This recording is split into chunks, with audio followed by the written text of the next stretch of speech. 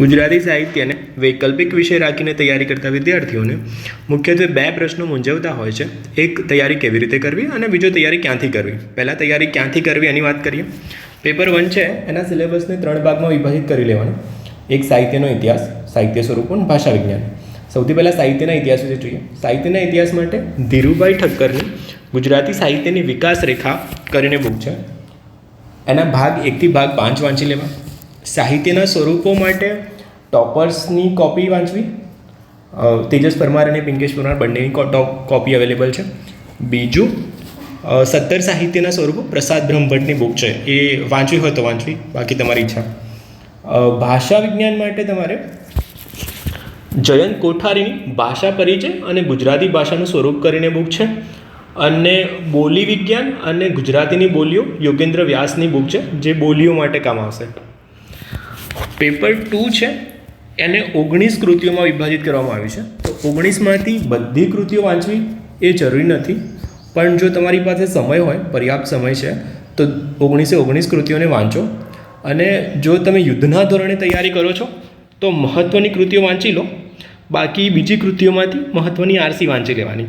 હવે કૃતિમાંથી 2 પ્રકારે પ્રશ્ન આવે છે.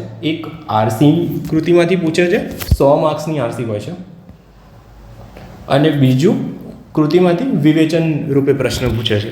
હવે સૌથી પહેલો પ્રશ્ન થાય છે કે આરસી એટલે શું છે?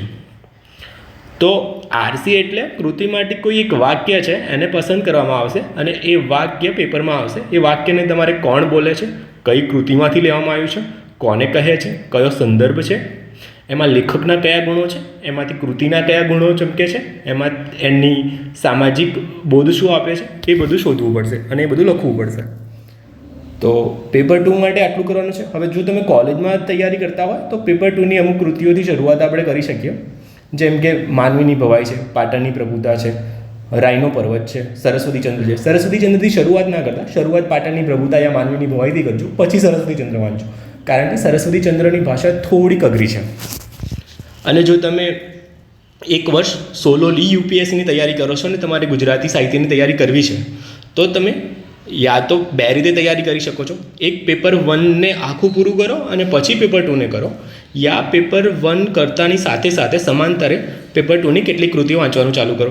અહીંયા બંને અભિગમ ચાલશે, એમાં કોઈ જ વાંધો નથી. હું પેપર 1ને પહેલાં કમ્પ્લીટ કરું છું અને પછી પેપર 2ની કૃતિઓ વાંચું છું. જો તમને આ વિડીયો યુઝફુલ થયો હોય તો તમે મારી ચેનલને લાઇક, શેર અને સબસ્ક્રાઈબ કરવાનું ન ભૂલતા. અને જો બીજા કોઈ ગુજરાતી સાહિત્ય સંલગ્ન ટૉપિક વિશે વિડીયો બનાવવાની માંગ ધરાવતા હો તો મને કમેન્ટમાં કહેજો, હું મારા અનુભવને વ્યક્ત કરીશ.